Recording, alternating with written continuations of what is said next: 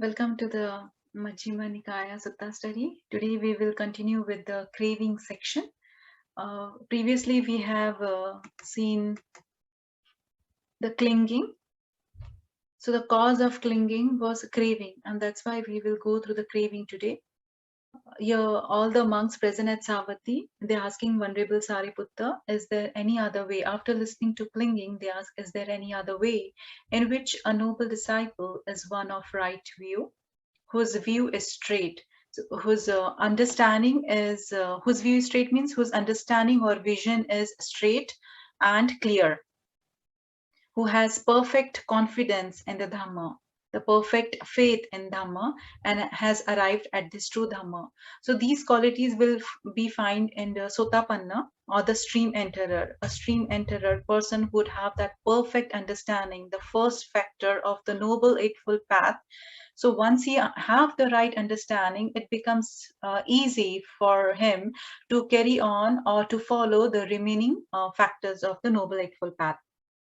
So sotapanna person or the stream enterer would have the perfect understanding. His vision or understanding would be very clear and pure and straight.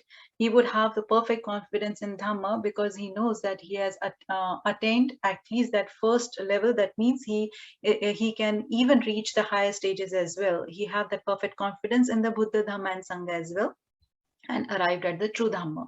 So Venerable Sariputta says, when a noble disciple understands craving, so he's explaining now, yes, the previous sections up till clinging, he explains that. And now he says, yes, there's also another way to have that right understanding.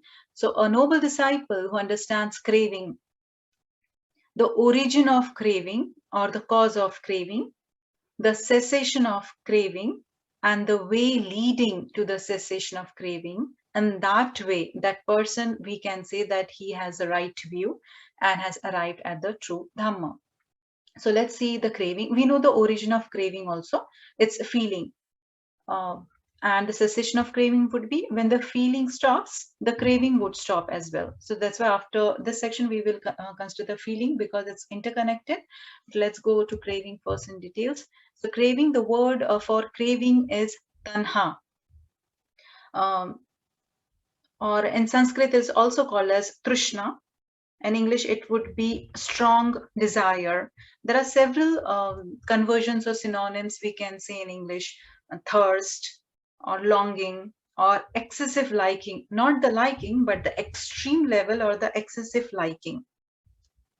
So in this sutta, they mentions in the Samma ditthi Sutta, they say there are 6 classes of craving. First is craving for forms. Forms means all the visible objects. They're called as Rupa-tanhā because this Rup is visible object. Whatever we see, all the objects, they are called as Rup. So it's Rupa-tanhā. Tanha for craving and Rup is for forms or visible objects. The second class is craving for sounds. So it's called Sadda-tanhā. Tanha for craving. And if you see the spelling, this the Pali word in this, S-A-D-D-A. If you put H here, it becomes Saddha, that is faith or confidence, but this is the sound, that's why they S-A-D-D-A, which is whatever we hear, we have a craving for that. Third class is craving for smell, which is craving for odors. In Pali, it's called Gandha-tanhā. Fourth is craving for flavors or craving for taste. This ras word means juice, or it can be also used as flavor or taste. So it's Rasa-tanhā. Fifth is craving for tangibles. So tangibles means all the craving for contacts or bodily impressions, and they are called as Photabba-tanhā. The last is craving for mind objects or all the mental objects. It could be thoughts, views, ideas. So that is dhamma-tanhā. So all the mental objects is covered in the last one. So in this Samma ditthi Sutta, they just talk about these 6 classes of craving.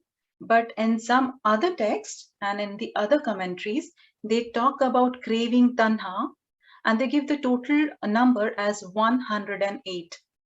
It is said in the text, There are this particular Samma ditthi Sutta, if you have read it, and you will see that they mention only about the 6 classes. They are giving on to the higher level, just the top level, in order to understand, to have that right view. That much is sufficient maybe. But in the other text, they go very deeper level. The scholars have explained just briefly that what are those 108 craving.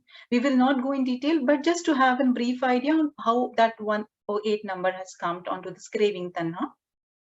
So on the high level, this craving, they have three kinds. The first is craving for sense pleasures. It is also called as kāma-tanhā, which is craving for sense objects. You know, all the sense organs that eye, nose, ear, tongue, body, and mind, all those sense objects. The second is craving for becoming.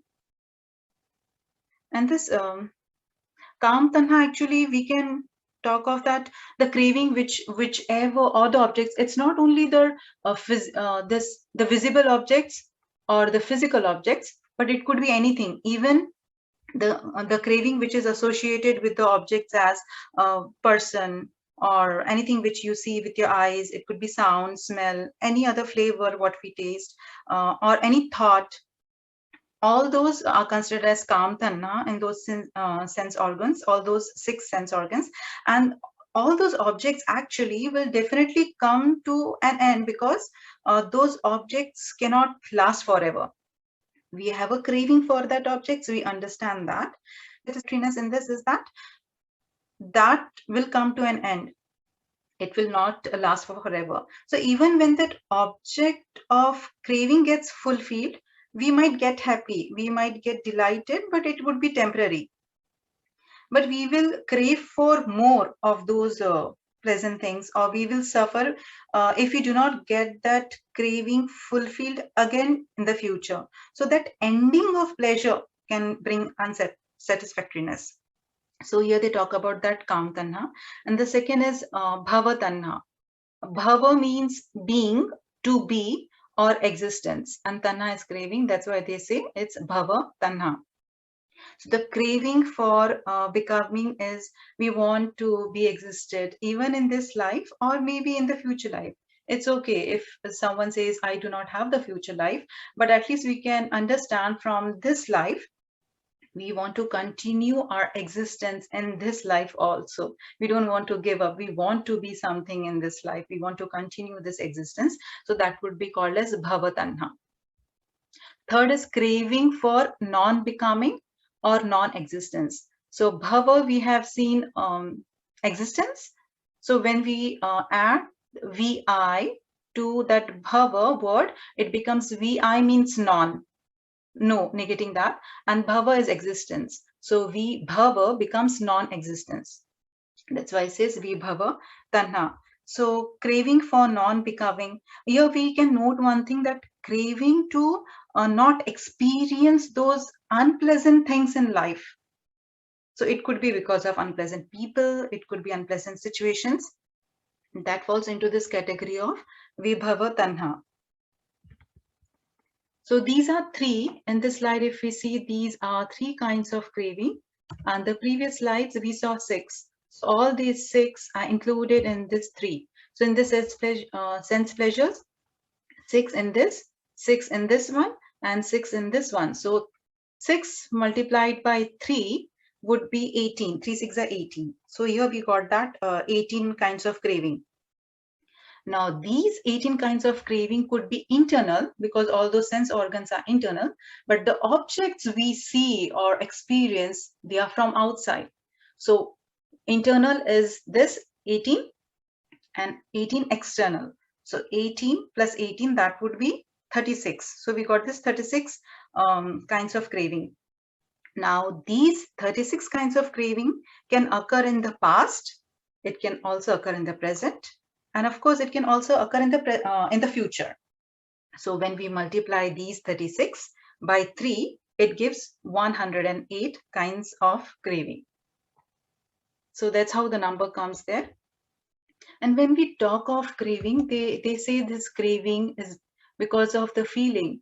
But we need to understand that not to have that ignorance, because we have that ignorance that this is mine, this is me, this is myself, due to that craving. And this body is actually, it's nama rupa. We have seen our physical body is made up of a Pathvi, Apo, Tejo, and Vayu. And we have seen in previous classes that this is made up of all those 5 aggregates, which is Roop, Vedana, Sanya, Sankhara, and Vinyan. So this is, we can see all those elements and aggregates, but still we cling to it, we crave to it. There is no identity in it, but still we get attached to it. Because of this ignorance, we have the craving as well. So ignorance of not understanding the Tilakhana also, which is 3 characteristics, which is anicca, dukkha, and anatta.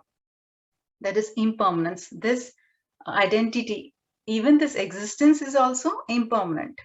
That would create dukkha, and there is no cell as well. So when we understand these 3 characteristics, it would be easy for us to understand the craving as well. And since there are pleasant, unpleasant, neutral feelings, because of those feelings we get attached, we want to experience those things, and that's how the craving arises. That's why Venerable Sariputta says, with the arising of feeling, there's a arising of craving. And when we stop this craving, the feeling would be stopped as well. With the cessation of feeling, there's a cessation of craving. The way leading to the cessation of craving is the Noble Eightfold Path. And when a noble disciple thus understands the craving, why it occurs, because of ignorance and because of feeling. The main factor is feeling, but at the back, we need to understand that ignorance in order to have that right understanding. So when we understand the cause and how to end that, and what is the way, what is the path, there is a Noble Eightfold Path. If we understood this, then we can say a noble disciple is of right view and has arrived at the true Dhamma. So this is the craving section here, and we will stop. In the next one, we will see the feeling. I'll stop the share here. Thank you everybody for listening.